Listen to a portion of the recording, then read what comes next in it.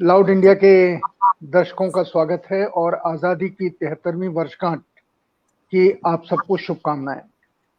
ये 73वीं वर्षगांठ हमें क्या कह रही है, खासकर पत्रकारिता के क्षेत्र में। हमारे साथ एक बहुत मशहूर पत्रकार हैं जिन्होंने उस दौर को देखा है जब उर्दू पत्रकारिता का असर कम होता था, लेकिन इन्होंने, ये उर्दू ब्लिट्ज के संपादक थे और इन्होंने उसके ऊपर असर डाला।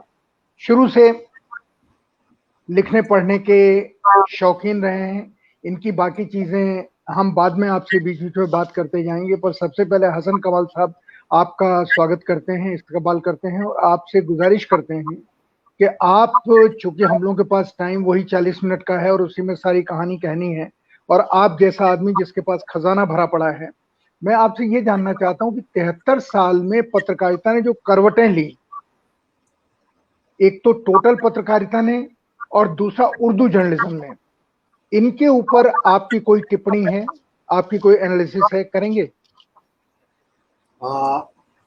यकीनन, क्योंकि मैं उसका हिस्सा रहा हूं और अब भी उसका हिस्सा हूं, तो जो कुछ बीता है वो समझिए मेरे ही ऊपर बीता है।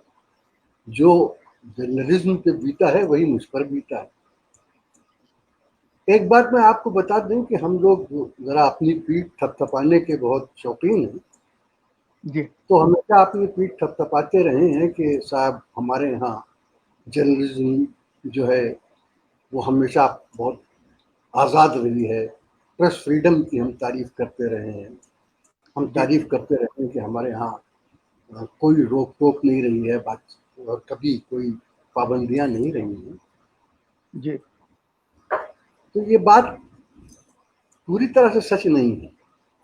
जी। क्या है कि शुरू ही से एक बात ये थी कि जो हमारे मीडिया था, खासतौर पर प्रिंट मीडिया, उस वक्त तो प्रिंट मीडिया ही हुआ करता था, प्रिंट ही होता था। जी बिल्कुल, प्रिंट होता था। तो हमारा प्रिंट मीडिया बहुत बड़ी हद तक डिपेंडेंट होता था इश्तिहारों पर। और सबसे बड़ी इश्तिहारी कंपनी गवर्नमेंट ऑफ इंडिया या स्टेट गवर्नमेंट्स हुआ करती। तो जाहिर है कि जब आपको कहीं से पैसा मिलता है आपके सर्वाइवल के लिए, आपके तरक्की के लिए, तो उसका कुछ ना कुछ असर होता ही है। और ये असर हुआ हमारी जो मीडिया थी वो थोड़ी बहुत गवर्नमेंट की ताबे रही, ये हमें मान लेना चाहिए। लेकिन उसके बावजूद हमारे यहाँ बहुत बड़े बड़े जर्नलिस्ट हुए जिन्होंने अक्सर इन पाबंदियों की परवाह नहीं की और वो बोलते रहे। तो मीडिया के मालिकान और मीडिया में काम करने वाले लोगों में थोड़ा सा हमेशा दूरी रही।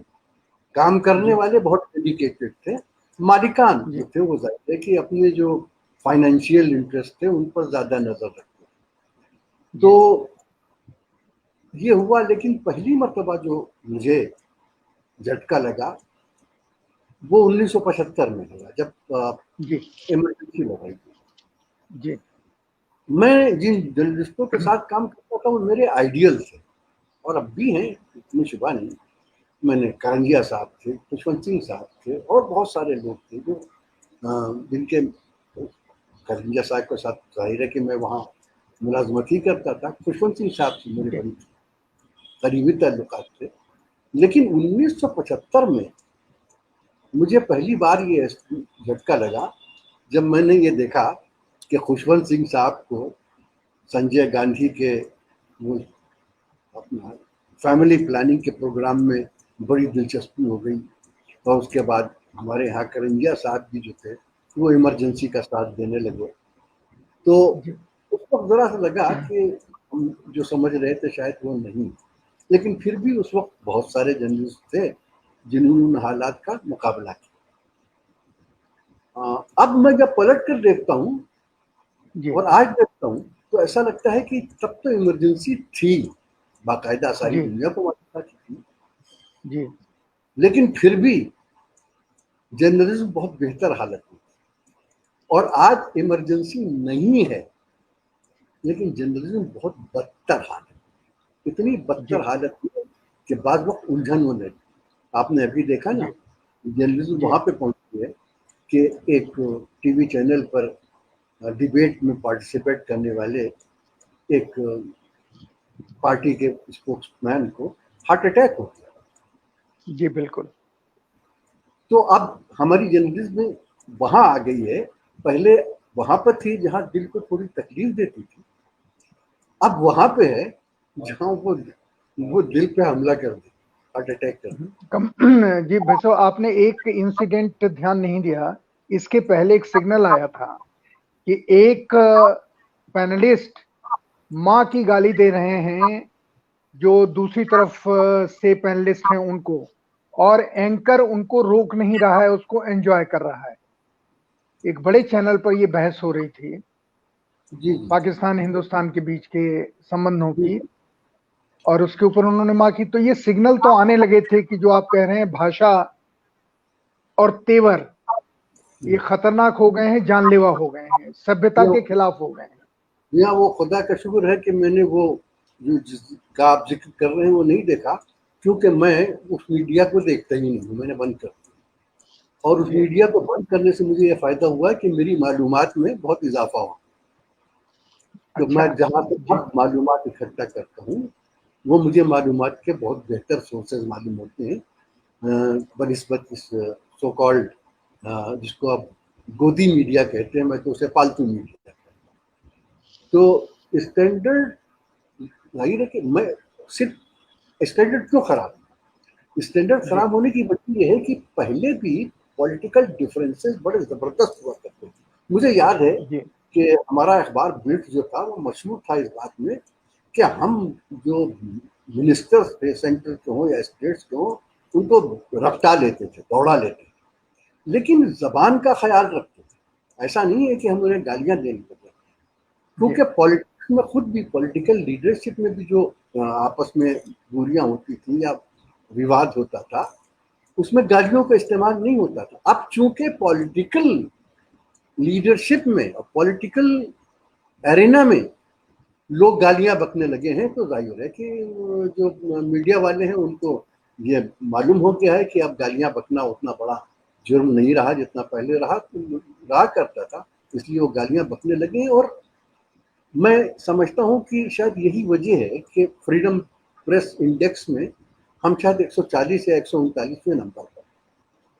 और ये दुनिया में। सिर्फ मीडिया एंकर्स की वजह से, इन्हीं सो कॉल्ड जर्नलिस्ट की वजह से है कि आज हमारे हिंदुस्तान की मीडिया का दुनिया में बेइंतहा बदनामी का सामना करना। तो आप जिन एंकर्स, जब एंकर आप वर्ड कहते हैं तो आप टेलीविजन न्यूज चैनल्स को कहते हैं जब एंकर चूंकि शब्द इस्तेमाल करते हैं। तो सर एक फर्क खत्म हो गया है ना कि एंकर जर्नलिस्ट नहीं होता है। अब हमारे यहाँ एंकर जर्नलिस्ट बन गया है, और बिना मालूमात के, जो शब्द आपने इस्तेमाल किया, बिना ज्ञान के, बिना नॉलेज के, बिना इंफॉर्मेशन के वो जर्नलिस्ट बन गया है। इसलिए जब वो एंकरिंग करता है तो ना वो ये तय कर पाता है ये सही सही बोल रहे हैं, ना ये तय कर पाता है वो सही बोल रहे हैं, और वो दोनों को मुर्गे की तरह लाता है। इन्होंने ये कहा, आपका क्या कहना है, आपने ये कहा, इन्होंने क्या कहा। इसका असर प्रिंट के ऊपर बहुत पड़ा है। ये मैं आपसे, क्या आप इससे सहमत हैं? प्रिंट पे उतना तो नहीं पड़ा है जितना कि टीवी चैनल में है, लेकिन बहरहाल प्रिंट में भी उसकी परछाइयां नजर आने लगी। और माफ कीजिएगा मुझे, खासतौर पर जो हिंदी मीडिया है उसका एक बड़ा हिस्सा जो है वो पूरी तरीके से इन एंकर्स के साथ एलाइड मालूम होता है कि उनमें अगर वो जर्नलिस्ट हैं तो इन्हें भी जर्नलिस्ट कहा जा सकता है, अगर उन्हें जर्नलिस्ट नहीं कहा जा सकता तो फिर इन्हें भी जर्नलिस्ट नहीं किया जा सकता। मैं समझता हूँ, मुझे बाकी लैंग्वेजेस का पता नहीं, लेकिन हिंदी जर्नलिज्म का स्टैंडर्ड जो है वो बहुत आला जगह पर मुकाम पर था। मुझे याद है बहुत आला मुकाम पर था, वो बहुत ही निचली स्तर पर था। उर्दू जर्नलिज्म का तो जी पहले मैं भी यही एक पूछने बहुत जा रहा बड़ा, हाँ, तो उसमें क्या, अच्छा उनके यहाँ तो उसका इतना असर भी नहीं है जितना असर हिंदी मीडिया या दूसरी मीडिया इसका है। लेकिन बहरहाल वो पूरा ओवरऑल जैसे लैंग्वेज बदल गई। मैं था। आपको जी एक बहुत मैंने जिस जमाने में कदम रखा है इसके मीडिया के मैदान में, उस वक्त एक खास बात ये थी कि जो मीडिया के लोग थे उनका बहुत बड़ा हिस्सा ऐसा था जो किसी न किसी तौर से लिटरेचर से जुड़े हुए, जो लिटरेचर पढ़ते थे, चाहे वो हिंदी को हो, चाहे उर्दू के हो, चाहे अंग्रेजी के, वो सब बड़े लिटरेचर लोग हुआ करते। अब जो जिन्हें जर्नलिस्ट कहा जाता है, या जो लोग अब जर्नलिज्म के नाम पे सामने आए हैं, उनकी जबान बहुत खराब, उनकी वोकैबुलरी बहुत महदूद। वो जो है वो उतना ही जानते हैं और उतना ही समझते हैं कि जो उन्होंने आम बोलचाल से सीखा। वो लिटरेरी लैंग्वेज से वाकिफ नहीं, वो लिटरेचर से वाकिफ नहीं। मैं देखता हूँ कि चाहे वो हिंदी के दोहे हों, चाहे वो उर्दू के शेर हों, कोई एक एंकर कर रहा हूँ, कोई एक एंकर कोई सही दुआ और कोई सही शेर पढ़ नहीं सकता। तो लगता ये है कि लिटरेचर वगैरह से इनका कोई वास्ता नहीं, और जब लिटरेचर से वास्ता नहीं तो जाहिर है कि जबान कहाँ से आएगी। एक अगला सवाल यह है मुझे कि आपने जो मुकाम बनाया, आपको जर्नलिस्ट के नाते आपको ज्यादा सुकून मिलता है, या एज ए लिटरेरी पर्सन, या एज ए फिल्मों में क्रिएटिव राइटिंग करने वाले या शायरी करने वाले व्यक्ति के नाते आप अपने बारे में क्या सोचते हैं? सुख किससे मिलता है आपको सबसे ज्यादा? मैं समझता हूँ कि जर्नलिज्म मेरा पहला लव है, फर्स्ट लव, और बाकी सारी चीजें जो है वो उनसे जुड़ी हुई हैं। लेकिन जर्नलिज्म जो है वो मेरे लिए कभी प्रोफेशन नहीं रहा। जर्नलिज्म जो था वो मेरी पर्सनालिटी का हिस्सा है। वो मेरा सारा डेडिकेशन जर्नलिज्म में था। लेकिन उस जर्नलिज्म में आपने अगर कहा, मुझे तो मालूम नहीं कि मुझे क्या मुकाम मिला है, लेकिन अगर आप कहते हैं कि मुझे कोई मुकाम मिला है, तो उस मुकाम मिलने की वजह मेरी लिटरेचर से वाबस्तगी। अगर मैं लिटरेचर से वाबस्ता नहीं होता तो शायद मैं जर्नलिज्म में वो मुकाम नहीं पाता जो मुकाम आप फरमा रहे हैं कि मुझे मिला। कमल साहब, हाँ, आपने कई रंग जिंदगी के देखे हैं, जिनमें एक रंग है कि आप की जो ओरिजिनल शायरी है और जो आपने फिल्मों में नज़्में लिखी या गीत लिखे या गजल लिखी, जो भी आप उसे कहें, वो बहुत शोहरत भी उन्होंने पाई, लोगों की जुबान पर भी हैं। उनको लिख करके और फिल्मों में उनको पिक्चराइज होते देख करके लोगों का रिएक्शन, आपके साथियों का, खासकर जो लिटरेरी पर्सन है या कॉमन लोग हैं, उनका किस तरह का रिएक्शन आया?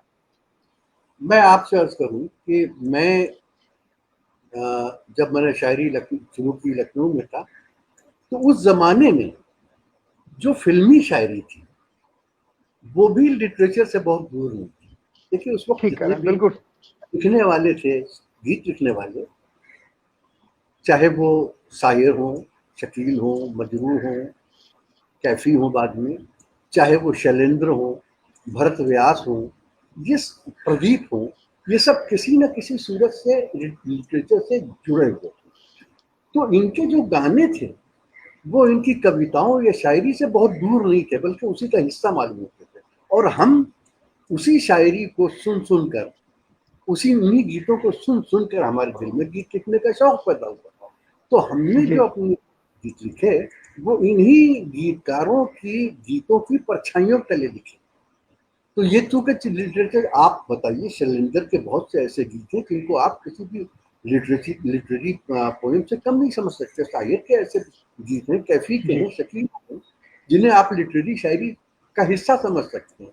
तो इस वजह से, और हमने उन्हीं को अपना आइडियल माना था, तो चुनांचे हमने भी कोशिश ये की कि हमारी शायरी और हमारी जो ओरिजिनल शायरी और हमारी गीतकारी में बहुत ज़्यादा फासला ना हो। हम कितने कामयाब हुए ये हमें नहीं मालूम, ये लोग बता सकते। तो जिस तरीके से सोसाइटी बदली, जिस तरीके से जर्नलिज्म बदला, मैं क्या ये मानूं कि फिल्म भी वैसे ही बदल गई, और आपके जैसे लिखने वाले जो गीत लिखते थे, अब वो किसी भी फिल्म में वो शब्दावली देखने को मिलती नहीं है, वो शायरी देखने को मिलती नहीं है, वो अल्फाज देखने को मिलते नहीं है। अब जो आपने लिखा कि किसी नजर को तेरा इंतजार आज भी है, अब वो इंतजार आज भी है। इस तरह की चीज लिखने वाले लोग या तो खत्म हो गए हैं, या लोग उनसे लिखवाते नहीं है? क्या माहौल क्या है उस दुनिया का जहाँ जो फिल्म जो पॉपुलर दुनिया है? मैं समझता हूँ दूसरी बात सही है, लोग लिखवाते नहीं। उसकी वजह ये मैं कई बार कह चुका हूँ, मुझे नहीं मालूम मैं कितना सही हूँ, लेकिन मेरा ये फर्म बिलीफ है कि हुआ ये है कि हमारी फिल्म इंडस्ट्री में जो नई जनरेशन आई वो बहुत टैलेंटेड है, वो एक्टर्स की हो चाहे डायरेक्टर्स की हो चाहे दूसरे लोगों की है, वो बहुत टैलेंटेड है, इसमें कोई शुबा नहीं।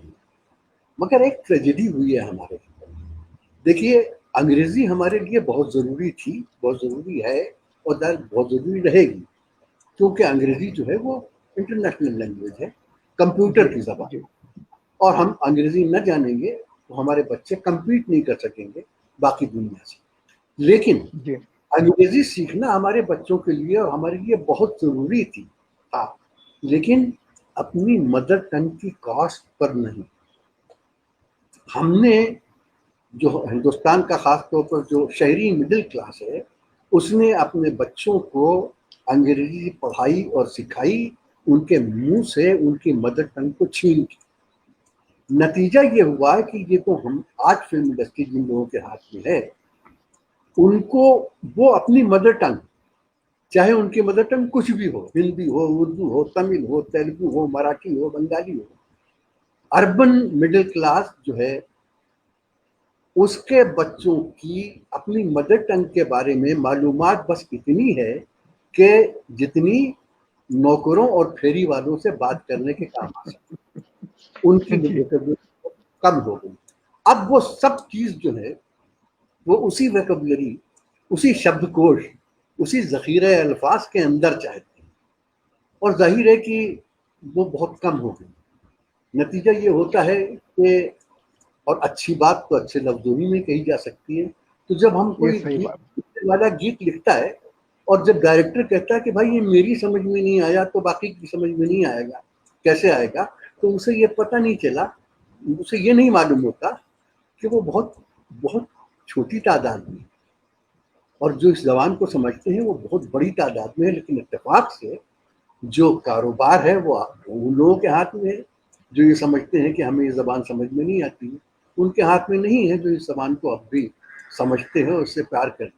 नतीजा ये होता है कि अगर लिखने वाला कुछ अच्छा लिखे, मैं आपसे बताऊं अपना वाक़या, मुझसे एक डायरेक्टर ने कहा, आज़म कमाल साहब मुझे शायरी नहीं चाहिए, तो मैंने कहा कि आपने मुझे क्यों ज़हमत की, आप फिर बाकी जो है वो तो आप खुद भी कर सकते हैं। तो अब ये हो गया है कि उनकी वोकेबलरी इतनी कम हो गई कि वो डायलॉग वो गाने भी उसी में चाहते हैं, और इसका नतीजा हुआ है कि हमारे फिल्मों में डायलॉग की जो लैंग्वेज हो गई है उसको अब तो लोग इंग्लिश कहने लगे। तो ये मैं एक जानकारी इसके साथ देके अगले सवाल पे आता हूँ। वो जानकारी ये है कि आजकल के जो नए लड़के हैं जो 18 साल से लेके और 25 साल तक के हैं, जनरेशन है, इसमें मैंने एक खास चीज देखी, ये पुराने गाने बड़े शौक से सुनते हैं। जो फिल्मी 70s 80s 90s के जो सॉन्ग हैं उनको वो इतने शौक से सुनते हैं, गाड़ी में लगा करके, सीडी है उनके पास, आजकल पेन ड्राइव है, मैंने बहुतों को देखा। बीच के गाने जो इधर नए आए हैं उनको वो सुनते नहीं है, उसकी जगह वो अपने जो इंग्लिश सॉन्ग्स होते हैं फिल्मों के वो ज्यादा सुनते हैं। तो इसको मैं शेयर करना चाहता था आपसे। मैं ये जानना, जी जी जी आप पूरा करें, आप कुछ कह रहे थे। नहीं, आप बिल्कुल सही कह रहे हैं। वजह वही है कि जो आज की जो गीत लिखे जा रहे हैं उनमें लफ्ज नहीं होते, उनमें मानी नहीं होते। अच्छा, और एक बात आपको और बता दूं कि हर 20 साल की उम्र तक तो लड़के जो हैं उसको वो वाकई लड़के ही रहते हैं। 20 साल के बाद हर नस्ल थोड़ा थोड़ा पीछे की तरफ मुड़ के देखना शुरू करती है। उसे लगता है कि कुछ कमी है तो वो पलट पलट के देखना शुरू करती है। चूंकि पुराने गानों में माने होते थे, इसलिए अगर वो उसके कुछ लफ्ज न भी समझें तो भी वो मफहूम समझ जाते, तो इसलिए वो पलट कर उसी तरफ जाते हैं। और आज जो गाने आ रहे हैं वो उनकी जबान पर चढ़ ही नहीं पाते, क्योंकि उनमें वो असर ही नहीं है कि जो दिल को छू सके। तो ये एक वजह है कि ये जो नई नस्ल आपको वो पीछे की तरफ पलटती है। बिल्कुल। हसन कमाल साहब, मैं आपसे जर्नलिस्टों के बारे में इसलिए नहीं पूछा कि आपने दो बड़े जर्नलिस्टों के ऊपर जो टिप्पणी की, तो मुझे लगता है अब उनके बारे में नहीं पूछना चाहिए, पर मैं फिल्मों के बारे में एक सवाल जरूर करना चाहता हूं जो सारे देश को या दुनिया के बहुत सारे लोगों के मन में है। आपने बी आर चोपड़ा के साथ काम किया और खासकर फिल्म निकाह तो एक तरफ छोड़ दें, लेकिन आपने महाभारत में काम किया, लिखा उसको। तो एक हिंदू प्रोड्यूसर और दो मुस्लिम राइटर डॉक्टर मासूम रजा और हसन कमाल साहब ने उस पूरे महाभारत को कैसे इस शेप में लेके आए जिसको शायद कोई हिंदी जानने वाला भी नहीं लिख सकता था, और कहीं कोई कॉमा फुल स्टॉप की कमी नहीं, और इतने मशहूर सीरियल। तो क्या बी आर चोपड़ा साहब खुद इतने समझदार थे? यकीनन मैं समझता हूँ कि वो ज्यादा बड़ा क्रेडिट बी आर चोपड़ा साहब को चाहिए, क्योंकि खुद वो अंग्रेजी लिटरेचर में एमए कर चुके थे, फर्स्ट क्लास एमए थे, बहुत पढ़े लिखे आदमी थे। तो उनके उनके जहन में एक बात बैठी हुई, वो कई बार कह चुके थे कि फिल्म की जो कहानी है, देखने वाले फिल्म की कहानी को डायलॉग के जरिए समझते हैं, संवाद के जरिए, मकलमों के जरिए।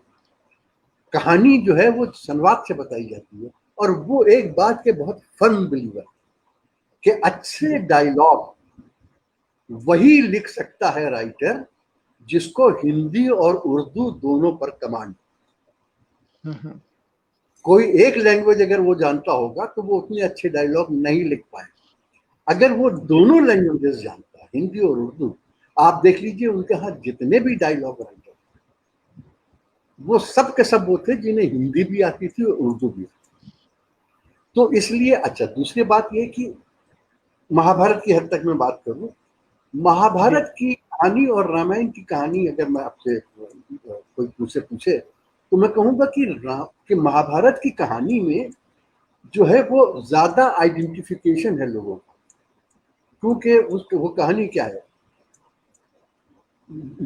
भाइयों में जंग, जमीन के लिए जंग, ये वो जो आज भी किसी न किसी सूरत में चल रही है, जिंदा है जी, जिंदा है। तो वो बिल्कुल चोपड़ा साहब यही कहते थे कि इसको आप आज के कंटेक्स्ट में बना दीजिए, और हम लोगों ने, मैंने विष्णु पुराण मैंने लिखी। हाँ, विष्णु पुराण आपने लिखी, ये भी लोगों के लिए अचंभाई है, कमाल है। हाँ, तो मैं आपसे बताऊं कि मुझे शंकराचार्य साहब से मेरी मुलाकात कराई गई, क्योंकि वो उसके डायलॉग राइटर मिलना चाहते थे। तो उन्होंने मुझे कॉम्प्लीमेंट दिया, उन्होंने मुझे ये कॉम्प्लीमेंट दिया कि बहुत अच्छा लिख रहे हो। तो मैंने पूछा कैसे? तो कहने के ऐसे कि तुमने विष्णु और लक्ष्मी को एक आइडियल मिडिल क्लास कपल बना दिया कि हस्बैंड कोई बात करता है, कुछ करता है तो अपनी बीवी से पूछता है, और वाइफ को काम करना चाहती है, कुछ मालूम करना चाहती है तो हस्बैंड से पूछती है। दोनों एक दूसरे जुड़े, तुमने उनको एक आइडियल मिडिल क्लास कपल बना दिया, हम बहुत खुश है तुमसे। तो ये अच्छा, और था ये चोपड़ा साहब का वो था कि हम उन कहानियों को मॉडर्न कंटेक्स्ट में बनाते, लगे जैसे कि ये तो जैसे आज भी हो सकता है, ये तो जैसे आज भी हो रहा है। राही मासूम रजा साहब तो कमाल ही किया था, महाभारत के डायलॉग में चक्का जाम हो जाता था जब महाभारत का सीधा जाता था, और उनकी जो कमेंट्री मैं समय हूँ वहां से लेके, तो वो वजह उसकी यही था कि आप उसको जब देख रहे होते हैं तो लगता है कि अब हो सकता है कि ये हजारों साल पुरानी कहानी हो, मगर भाई ये तो आज भी हो रहा है, ये बातें तो आज भी की जा रही है, ये बातें तो आज भी कही जा रही है। तो इसमें चोपड़ा साहब को बहुत बड़ा क्रेडिट। विष्णु पुराण लिखने में जो आपकी टीम थी या फिल्म जगत के लोग थे, उन लोगों ने कुछ अड़ंगा नहीं डाला कि विष्णु पुराण जैसे मैथोलॉजिकल सीरियल को लिखना, और वो हसन कमाल साहब कहीं गलती कर सकते हैं, उन घटनाओं को उस तरीके से नहीं रखेंगे जैसे घटी थी हमारे धार्मिक ग्रंथ में, आपने उससे ओवरकम कैसे हो? एक तो हमें जो टीम मिली थी बहुत अच्छी थी। हमारी टीम में पंडित नंदलाल पाठक थे जो सोफाया कॉलेज में हिंदी के प्रोफेसर थे, और पंडित राम गोविंद थे जो बहुत अच्छे राइटर थे। लेकिन इन लोगों ने कभी हमको हमारे लिए, जब हमने पहला हुआ मामला, तो जो अगर आप विष्णु पुराण देखी हो या देखें तो पहले सबसे पहले कमेंट्री आती है। सबसे पहले ये कहा गया कि भाई ये कमेंट्री 2-3 आदमियों से लिखवाई गई, मुझसे भी लिखवाई गई। फिर मेरी कमेंट्री को पसंद कर लिया गया। लेकिन बाकी जो हम लिखते थे, जो भी डायलॉग, हमारी टीम हमको गाइड करती। अगर हमसे कभी कोई चूक हो भी जाए, जो हो सकती थी, तो हमको ठीक करते थे, इंकरेज करते थे। तो हमें इन दोनों आदमियों का जो सहयोग मिला, उससे भी हमें बहुत फायदा हुआ, नंदलाल पाठक साहब और राम गोविंद। मैं फिल्मों के बारे में एक चीज छोड़ के फिर मैं एक ऐसे सवाल के ऊपर आऊंगा मैं, जिसका जवाब शायद आपको देना अच्छा लगे। मैं दो गीतों को, जो आपके बहुत गीत तो बहुत आपके मशहूर हुए, पर मैं दो गीतों के बारे में जानना चाह रहा हूँ। वो आपने कैसे लिखे, क्या भावना थी, वो क्रिएशन कैसे हुआ? एक तो दिल के अरमा आंसुओं में बह गए, आप ही का लिखा हुआ है जी। और दूसरा किसी नजर को तेरा इंतजार आज भी है। इन दोनों की भूमिका ये कैसे आए, कैसे म्यूजिक डायरेक्टर चाहता था आपसे कुछ, उसका आपने उसको सिखाया या उसने आपको सिखाया, या फिर हुआ क्या? मतलब मैं इनका कंस्ट्रक्शन कैसे हुआ, ये पैदा कैसे हुए, बताएंगे मैं आपको कुछ? कि दोनों गीत पहले लिखे गए, धुनें बाद में बनाई। अच्छा। जी हाँ। और मैं आपको बताऊं, उसमें ऐसा नहीं कुछ बहुत बड़ी बात नहीं है। हमको कहानी मालूम थी। हमको मालूम था कि हम जिस कैरेक्टर के लिए ये गीत लिख रहे हैं, वो उस कैरेक्टर पर अब तक क्या क्या बीती है, उस कैरेक्टर पर आगे क्या बीतने वाली है। हम उस कैरेक्टर से पूरी तरीके से वाकिफ। तो हमने अपने आप को ये सोचा कि अगर इस कैरेक्टर की जगह पर हम होते तो हम क्या करते। और जैसे इत्तेफाक से आपको बताऊं, दोनों ये गीत जिनका आपने जिक्र किया है, उसकी कहानी के पीछे ये भी है कि जो पहला गीत है, दिल के अरमा आंसुओं में बह गए, ये जो पूरी इसके जो मीटर है, इसका जमीर है, इसकी जो पैर है, वो मैंने उर्दू के बहुत बड़े शायर फानी बदायूनी की एक गजल से लिया था। उनकी गजल का पहला शेर था कि दास्तां एक सुन भी ली, एक कह गए। दास्तां एक सुन भी ली, एक कह गए, मैं जो रोया मुस्कुरा कर रह गए। तो ये मैंने वहां से उठाई। दूसरा, किसी नजर को तेरा इंतजार आज भी है, उसमें मेरे प्रोसेस मेरा वही था, लेकिन मेरे जहन में फैज अहमद फैज की एक नज्म थी। तो मैंने आपको पहले ही अर्ज किया कि देखिए, कोई चीज ओरिजिनल नहीं होती। हम चीजें लोगों से लेते हैं, हम उनसे इंस्पायर होते हैं। हमने ये सब शायरी हम इसलिए लिख सके कि हमने इससे भी बेहतर गीत सुन रखे, इससे भी बेहतर हमें याद थे, जो हमसे पहले वाली नस्ल में लिखे थे। इसलिए हमें लिखने में कोई भी।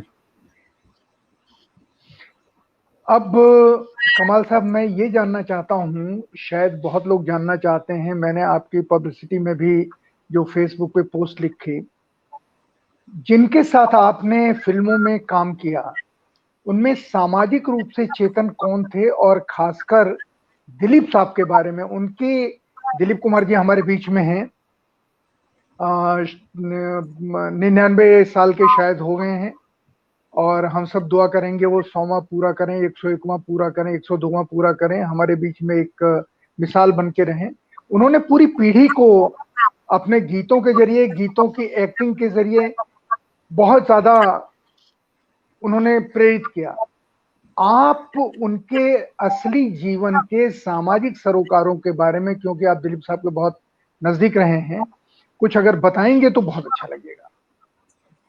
मैं आपको दिलीप साहब के बारे में जो सबसे दिलचस्प बात है वो ये बताऊं कि वो अक्सर मुझसे एक बात, वो मेरा उनका बहुत साथ रहा, वो मुझसे अक्सर एक बात कहते थे कि जो ये एक्टिंग है या ये जो कैरियर है, इसको लोग भूल जाते हैं बहुत जल्दी। नया एक्टर आता है, लोग पुराने एक्टर को भूल जाते हैं। एक्टर सिर्फ वही याद रखे जाते हैं जिन्होंने एक्टिंग के अलावा अपनी जिंदगी में कुछ सोशल वर्क भी किया, क्या बात। जिन्होंने अपने समाज के लिए कुछ जुड़े। और यूसुफ साहब ने ऐसे बहुत काम किए। कई जो एजुकेशनल इंस्टीट्यूशंस हैं मैं जानता हूँ, उनके लिए वो चंदा मांगने निकले हैं, खुद गए हैं, प्रोग्राम्स किए हैं। वो और भी बहुत सारे ऐसे कामों में, सुनील दत्त जी, तो ऐसे तमाम लोग, उनकी आज आज याद जिंदा है। बहुत से लोग जिन्होंने उनकी फिल्में नहीं देखी होंगी, वो भी उनका नाम सुनकर अजनबियत का एहसास नहीं करते, उनको लगता है कि वो जानते हैं।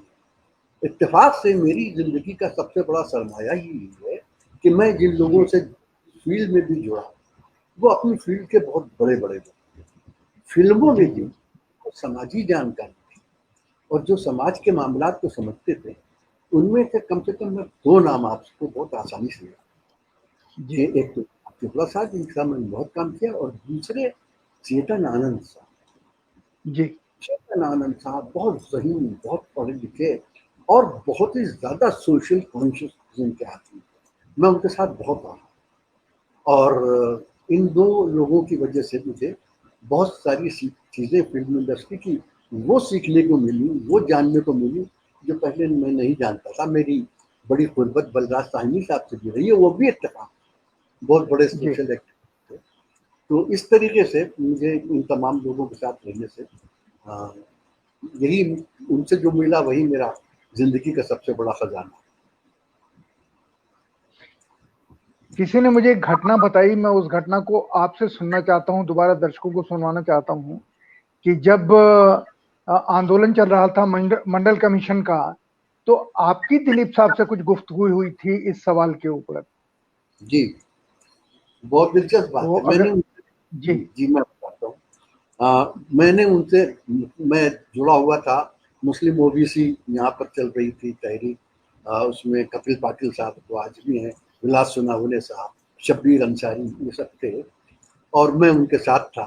तो ये हुआ कि भाई ओबीसी से अगर साहब किसी तरीके से जुड़ जाए तो मैं बड़ा अच्छा होगा। तो लोगों ने मुझसे कहा, मैं गया और मैंने यूसुफ भाई कहा कि यूसुफ भाई ऐसा ऐसा मामला है। तो पहले तो वो क्या ओबीसी ओबीसी है, कौन होता है, कौन होते हैं ये ओबीसी। तो जी मैंने हाथ जोड़ के कहा कि यूसुफ भाई ओबीसी आप हैं। तो मैं कैसे हूँ? तो मैंने कहा कि आपके फादर क्या काम करते थे? तो कहने लगे उनकी फलों की आड़त थी और फल के बाग थे। तो मैंने कहा इसका मतलब है वो बागबान थे और बागबान ओबीसी, तो आप भी ओबीसी हैं। फिर मैंने पूरा बताया मंडल कमीशन का कि इसका कोई ताल्लुक कास्ट से, जात पात नहीं। मैंने कहा कि बहुत बड़ी जो है एक गलतफहमी कि लोग ओबीसी का full form other backward caste समझते हैं, नहीं है, वो अदर बैकवर्ड क्लासेस है। वो क्लासेस तो तभी होते हैं। गरज के एक लंबी बहस के बाद दिलीप साहब बिल्कुल कन्विंस हो गए और कहेंगे मैं चलूंगा। उसके बाद औरंगाबाद में बहुत बड़ा जलसा हुआ जिसको उनमें, जिसमें वो आए और उसके बाद वो हमेशा जब तक वो उनकी सेहत ने इजाज़त दी, वो हमारे ओबीसी के मामला से जुड़े रहे और उनकी वजह से ही महाराष्ट्र में ओबीसी का जो आंदोलन है वो बहुत बड़ा और कामयाब आंदोलन। तो मैं आखिरी सवाल आपसे पूछने जा रहा हूं और दर्शकों से ये कहने जा रहा हूं कि हमने ये जो the great journalist of India series चलाई है, उसमें आप आज हसन कमाल साहब को सुन रहे हैं और आपको अंदाजा हुआ होगा कि एक आदमी कैसे अपनी जगह अपने आप अपनी समझ से, सोच से बनाता है। कमाल साहब, आखिरी सवाल वो ये, जी, आप अपनी जिंदगी को पूरी कैसे एनालाइज करते हैं? लिटरेरी हिस्से को, फिल्मों के हिस्से को, एक जागरूक आंदोलनकारी के हिस्से को, और आज के दुनिया में जो आपने सारी जिंदगी किया, क्या वो पूरा का पूरा, हिंदी में एक शब्द है निरर्थक, बेमतलब हो गया, या अभी कोई दम बाकी है सोसाइटी में? नहीं, मैं समझता हूँ कि सबसे बड़ी बात तो ये है कि मुझे जो कुछ भी मिला वो इस वजह से रहा मिला कि मैं कभी अपने आप में गुम नहीं रहा। मैंने अपने चारों तरफ की बिखरी हुई जिंदगी से अपना रिश्ता जोड़े रखा और आज भी जोड़े हुए हैं।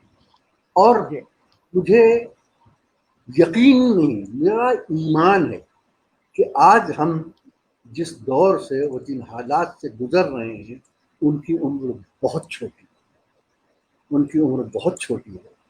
और जो उम्मीद है और जो नई रोशनी है और जो हमारे देश का भविष्य है, वो बहुत तवील है, बहुत अच्छा है, बहुत लंबा है और बहुत जल्द सामने आ रही है।